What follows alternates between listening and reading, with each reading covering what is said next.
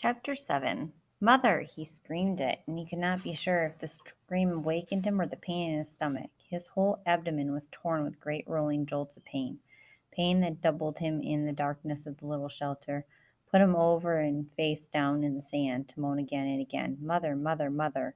Never anything like this, never. It was as if all the berries, all the pits had exploded in the center of him, ripping and tore at him. He crawled out the doorway and was sick in the sand, then crawled still farther and was sick again, vomiting and with terrible diarrhea for over an hour. For over a year, he thought, until he was at last empty and drained of all strength. Then he crawled back into the shelter and fell again to the sand, but could not sleep at first, could do nothing except lie there. And his mind decided then to bring the memory up again. In the mall, every detail.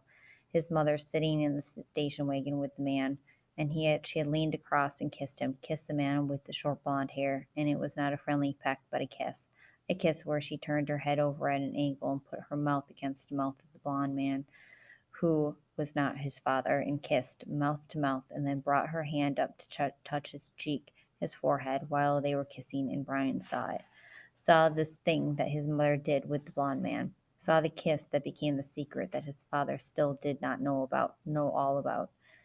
The memory was so real that he could feel the heat in the mall that day, could remember the worry that Terry would turn and see his mother, could remember the worry, the shame of it, and then the memory faded and he slept again. Awake, for a second, perhaps two. He did not know where he was still in his sleep somewhere.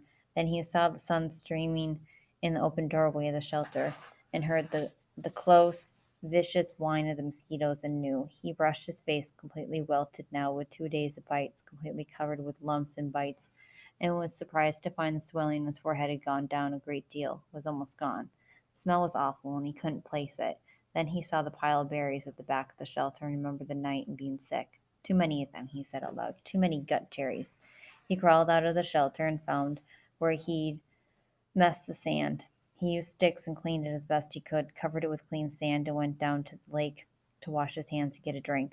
It was still very early, only just past true dawn, and the water was so calm he could see his reflection. It frightened him. The face was cut and bleeding, swollen and lumpy, the hair all matted, and his forehead, a cut had healed but left the hair stuck with blood and scab. His eyes were slits and bites, and he was somehow covered with dirt. He slapped the water with his hand to destroy the mirror. Ugly, he thought, very, very ugly. And he was, at that moment, almost overcome with self pity. He was dirty and starving and bitten and hurt and lonely and ugly and afraid and so completely miserable that it was like being in a pit, a dark, deep pit with no way out. He sat back on the bank and fought crying, then let it come and cried for perhaps 3, 4 minutes. Long tears, self pity tears, wasted tears. He stood, went back to the water, and took small drinks. As soon as the cold water hit his stomach, he felt the hunger sharpen, as it had before. And he stood and held his abdomen until the hunger cramps receded. He had to eat. He was weak with it again, down with the hunger, and he had to eat. Back at the shelter, the berries lay in a pile where he had dumped them when he grabbed his windbreaker. Gut cherries, he called them in his mind now, and he thought of eating some of them. Not such a crazy amount as he had, which he felt brought on the sickness in the night, but just enough to stave off the hunger a bit. He crawled into the shelter. Some flies were on the berries, and he brushed them off. He selected only the berries that were solidly ripe, not the light red ones, but the berries that were dark, maroon, red to black, and swollen in ripeness. When he had a small handful of them, he went back down to the lake and washed them in the water. Small fish scattered away when he splashed the water up, and he wished he had a fishing line and hook. Then he ate them carefully, spitting out the pits. They were still tart, but had a sweetness to them. Oh, they seemed to make his lips a bit numb. When he finished, he was still hungry, but the edge was gone, and his legs didn't feel as weak as they had. He went back to the shelter. It took him half an hour to go through the rest of the berries and sort them, putting all the fully ripe ones in a pile on some leaves and the rest in another pile. When he was done, he covered the 2 piles with grass he tore from the lake shore to keep the flies off and went back outside. They were awful berries, those gut cherries, he thought, but there was food there, some food of some kind, and he could eat a bit more later tonight if he had to. For now he had a full day ahead of him. He looked at the sky through the trees and saw that while there were clouds, they were scattered and did not seem to hold rain. There was a light breeze that seemed to keep the mosquitoes down, and he thought, looking up along the lake shore, if there was one kind of berry, there should be other kinds, sweeter kinds. If he kept the lake in sight, as he had done yesterday, he should be all right, should be able to find home again, and it stopped him. He had actually thought it was that time. Home. 3 days. No, 2. Or was it 3? Yes, this was the third day, and he had thought of the shelter as home. He turned and looked at it, studied the crude work. The brush made a fair wall, not weather tight, but it cut most of the wind off. He hadn't done so badly at that. Maybe it wasn't much, but also maybe it was all he had for a home. All right, he thought, so I'll call it home. He turned back and off up the side of the lake, heading for the gut cherry bushes, his windbreaker bag in his hand. Things were bad, he thought, but maybe not that bad. Maybe he could find some better berries. When he came to the gut cherry bushes, he paused. The branches were empty of birds, but still had many berries, and some of those that had been merely red yesterday were now a dark maroon to black, much riper. Maybe he should stay and pick them to save them. But the explosion in the night was still much in his memory, and he decided to go on. Gut cherries were food, but tricky to eat. He needed something better. Another 100 yards up the shore, there was a place where the wind had torn another path.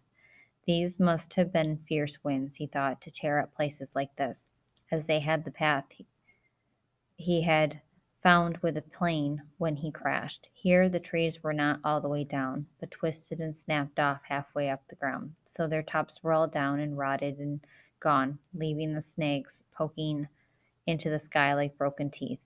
It made for tons of dead and dry wood, and he wished once more he could get a fire going. It also made a kind of clearing with the tops of the trees gone. The sun could get down to the ground, and it was filled with small thorny bushes that were covered with berries, raspberries.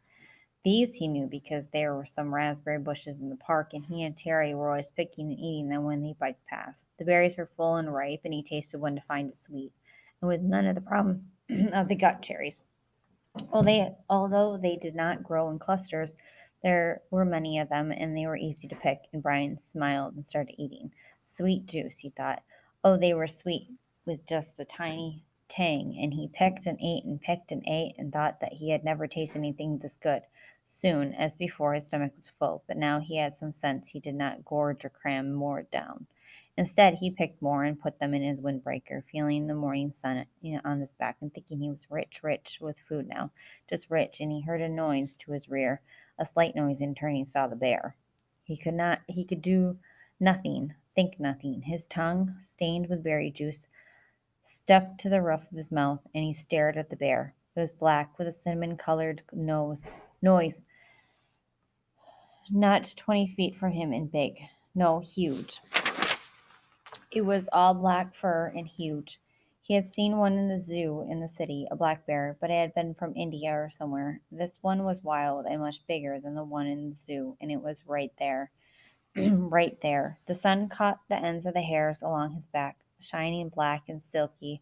The bear stood on its hind legs, half up, and studied Brian, just studied him, then lowered itself and moved slowly to the left, eating berries as it rolled along, waffling and delicately using its mouth to lift each berry from the stem, and in seconds it was gone, and Brian still had not moved. His tongue was stuck on the top of his mouth, out, the tip half out. His eyes were wide, and his hands were reaching for a berry. Then he made a sound, a low It made no sense. It was just a sound of fear, of disbelief that something that large could have come so close to him without his knowing. It just walked up to him and could barely eat, and could have eaten him, and he could have done nothing. And when the sound was half done, a thing happened to his legs, a thing he had nothing to do with, and they were running in the opposite direction from the bear, back toward the shelter. He would have run all the way in panic, but after he had gone perhaps 50 yards, his brain took over and slowed and finally stopped him. If the bear had wanted you, his brain said, he would have taken you. It is something to understand, he thought, not something to run away from. The bear was eating berries, not people. The bear made no move to hurt you, to threaten you. It stood to see you better, study you, then went on its way eating berries. It was a big bear, but it did not want to. It did not want to cause you harm, and that is the thing to understand here. He turned and looked back at the stand of raspberries. The bear was gone. The birds were singing. He saw nothing that could hurt him.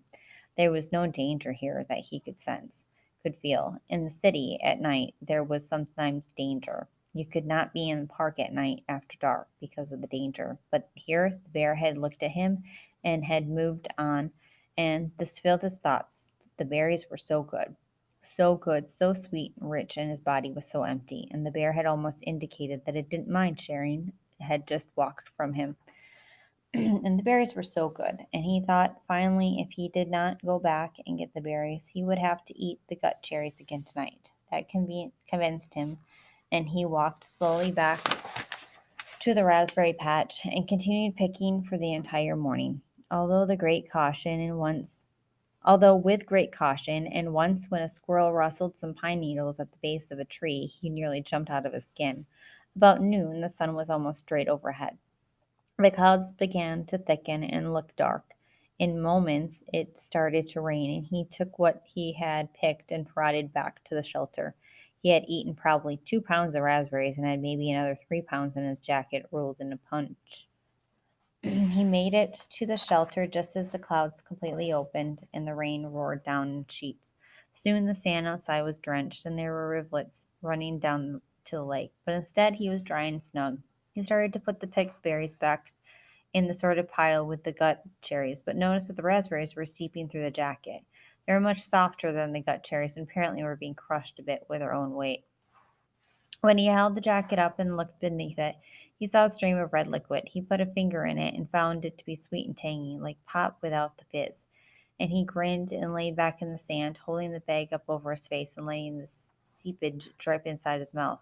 Outside, the rain poured down, but Brian lay back, drinking syrup from the berries, dry and with the pain almost all gone, the stiffness all gone, also gone, his belly full and a good taste in his mouth. For the first time since the crash, he was not thinking of himself or his own life. Brian was wondering if the bear was as surprised as he to find another being in the berries.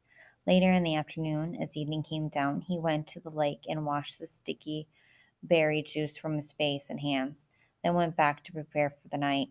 While he had accepted and understood that the bear did not want to hurt him, it was still much in his thoughts, and as darkness came into the shelter, he took the hatchet out of his belt and put it by his head, his hand on the handle as the day caught up with him and he slept.